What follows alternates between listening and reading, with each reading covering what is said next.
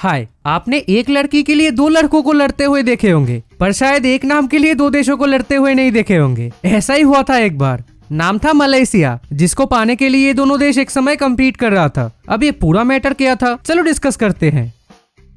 देखो, इस जगह का जो नाम है मलय, इसका वर्णन हमें 3 सिविलाइजेशंस के अकाउंट से मिलता है। सबसे पहले इंडियन, वायु पुराण के चैप्टर 48 के वर्स 20 में, देन ग्रीक, टॉलेमी के जियोग्राफिया बुक में, देन चाइनीज, आई चिंग के एक्सप्लोरेशन अकाउंट्स में, and then again Indian, Thanjavur inscription में। श्री विजय के बाद यहाँ धर्मसरा किंगडम रीएस्टैब्लिश हुआ था। इस दौरान ये मलय नाम धर्मसरा किंगडम के साथ जुड़ गया था। That time the kingdom was referred to as Malayapura and Bhumi मलयू।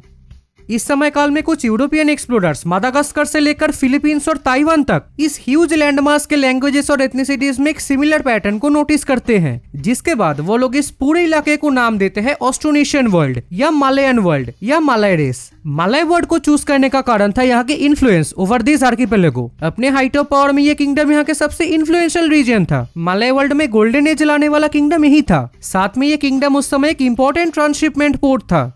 British occupation के दौरान इस जगह का नाम था तनामलेउ ब्रिटिश। बाद में साल 1946 में यह मलयन यूनियन का गठन हुआ। Then after 2 years it was change to federation of Malaya, जिसको आजादी मिली साल 1957 में।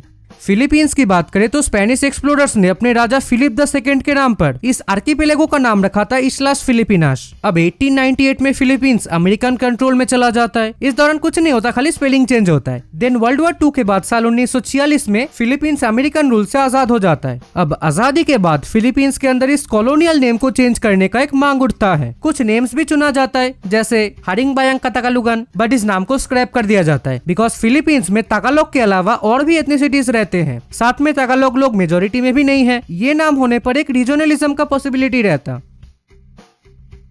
महारलिका, ये नाम आया है संस्कृत महारधिका से, जो प्री हिस्पानिक फिलीपींस में रहने वाले फ्रीडमैन थे। फिलीपींस के एक फॉर्मर प्रेसिडेंट कम डिक्टेटर फर्दिनांड मार्कोस अपने टर्म में इस महारलिका नाम को बहुत ज्यादा प्रमोट करते थे। इवन साल 1978 में एक पार्लियामेंट्री बिल भी लाया गया था to change the country's name from Philippines to Maharlika, लेकिन इसे काफी क्रिटिसिज्म झेलना पड़ा था।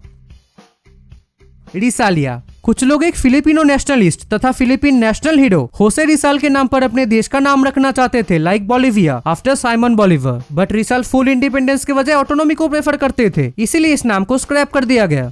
मलेशिया, मलय लोगों का देश मलेशिया। यह आइडिया आया था पैन मलयन कॉन्शियसनेस के कारण। साल 1962 में कांग्रेस के अंदर एक बिल प्रेजेंट किया गया था to change the country's name from Philippines to Malaysia. But alas, जब इस बात पर कांग्रेस में डिबेट चल रहा था, उसी समय न्यूली इंडिपेंडेंट ब्रिटिश कॉलोनी साबा, सारावाक और सिंगापुर फेडरेशन ऑफ मलया को ज्वाइन किया। इसी के साथ सुल्तान तुनको अब्दुल रहमान ने अपने देश का नाम फेडरेशन ऑफ मलया से कर दिया मलेशिया। बस और क्या, फिलीपींस के सपने पर पानी फिर गया। तब से लेकर आज तक द बेचारा देश has been carrying this colonial name.